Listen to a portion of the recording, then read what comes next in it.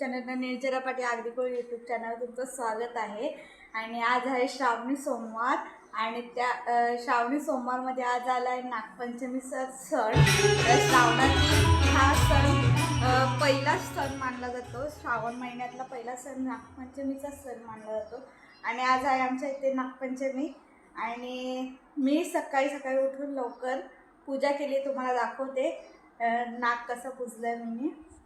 तर इकडे बघा, अशी काहीतरी पूजा केली।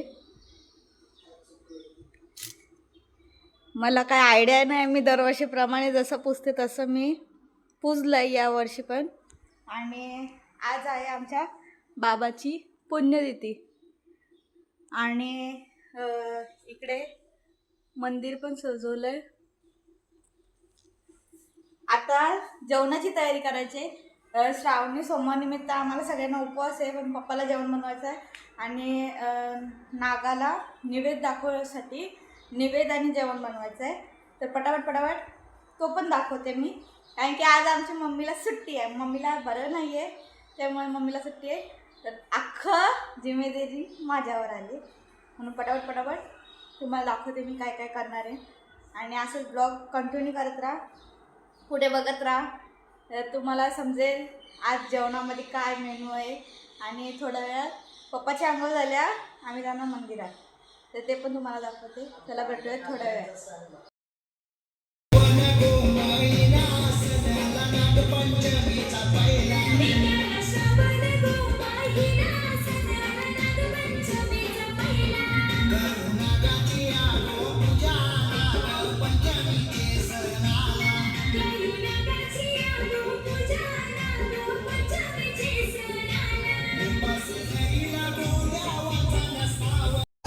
तर सो गाईज आता आम्ही चाललोय मंदिरात, पप्पा आणि आम्ही। इकडे पप्पा, इकडे पूजेचं सामान, मंदिरात चाललोय।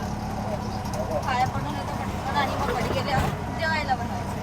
तर भेटलं मंदिरात गेल्यावर।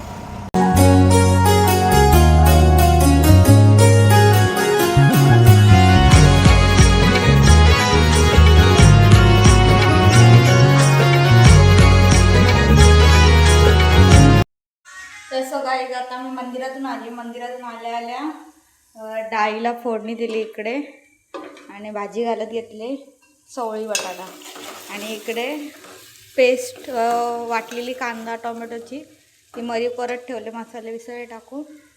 आता म्हणजे डाळीत आपण टाकू गूळ, कारण की गूळ टाकल्याने बोलतात ना प्रसाद निवेदाच्या सर्व जेवणात गूळ टाकायचं असतं, थोडं फक्त नावापुरती, जास्त टाकायचं नाही, कारण की गोड जेवण हा देवाला मानला जातो म्हणून त्यासाठी गूळ टाकतात। आता पटापट चवळी बटाट्याची भाजी घालून घेते आणि मग नंतर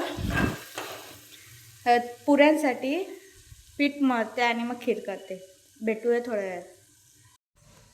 तर सगळ्यात आता माझं जेवण झालेलं आहे पूर्ण बनवून, आणि नैवेद्याला आपल्या इथे काय बोलतात त्याला, करंजा म्हणजे लाडू बोलतात। तर लाडू मला उखडता आला नाही पीठ, म्हणून मी आयडिया केली, गव्हाच्या पिठाचे करंजा बनवत लागत आणि त्याला नैवेद्य दाखवत लावले।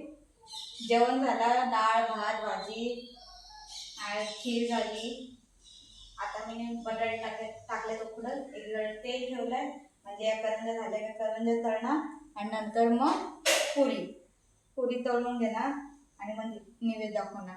कारण की आता 12 वाजलेत, पटापट नैवेद्य दाखवते, कारण की आमचा नाग देवता दुपारी 3 वाजेपर्यंत पप्पा घेऊन जाणार, कारण की पप्पा कामाला जाताना म्हणजे आम्ही विसर्जन करणार, त्यामुळे पटापट घाई चालली।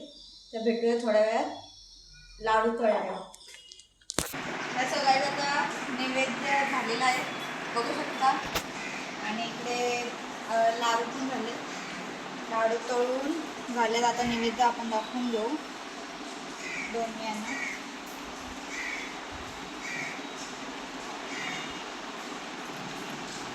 आणि पाया पडू। सकाळीच मी इथे म्हणजे 5वीला चणे आणि वाल असतात ते उकडून ठेवलेले होते. त्यांचं निवेदन सकाळी दाखवले आणि बत्ताशा कुरमध्ये दाखवले. आता मी चालले देवाचा निवेद दाखवा. म्हणजे इकडे हा बा देवाऱ्यात लाईट नाही आमची. इकडे निवेद दाखवते. ठेवायला जागा नाही आमच्या देवाऱ्यात, म्हणून ॲडजस्ट करावं लागतं. अशा प्रकारे देवांना सुद्धा निवेद ठेवलेला आहे. आणि आता पप्पाला जेवायला वाढायचं आहे, कारण की पप्पाचा उपवास नाही, आमच्या तिघांचा उपवास आहे. आणि माझा आत्ता आवरला आहे. आता पप्पाला जेवायला वाढल्यानंतर मग करायचे आहेत साबुदाण्याचे वडे. कंटाळा आला आता उपवास होता. तर भेटूया थोड्या वेळात. तसं वेळ मी मंदिरातून येताना बाबाची पुण्यतिथी मला हार आणलेला, तर आईला पण हार आणलेला. दोघांना हार घालून घेतलाय. आणि आता जेवायला पूर्ण झालेलं आहे तयार. तुम्हाला जेवायला दाखवते काय काय केलंय. आणि इकडे बघू शकता भाजी, डाळ, कोथिंबीरची वडी तळली. इकडे थोडाच भात घातलाय कारण की पप्पा जेवायला आहे. आणि इथे खीर, इकडे पुऱ्या आणि इकडे बटाटे उकडलेत. कारण की वडे बनवतात ना साबुदाण्याचे, मग त्यासाठी बटाटे उकडून ठेवले.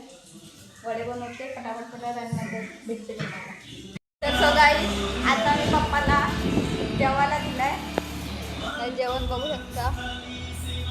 कोथिंबीरची वडी, पापड, चवळी, बटाटा, पुरी, डाळ भात आणि इकडे पप्पा जेवत. तर सो गाईस, आता आमचा नागदेवता चाललेला आहे त्याच्या घरी. तर विसर्जन करायला आता सर्व उचलून घेते.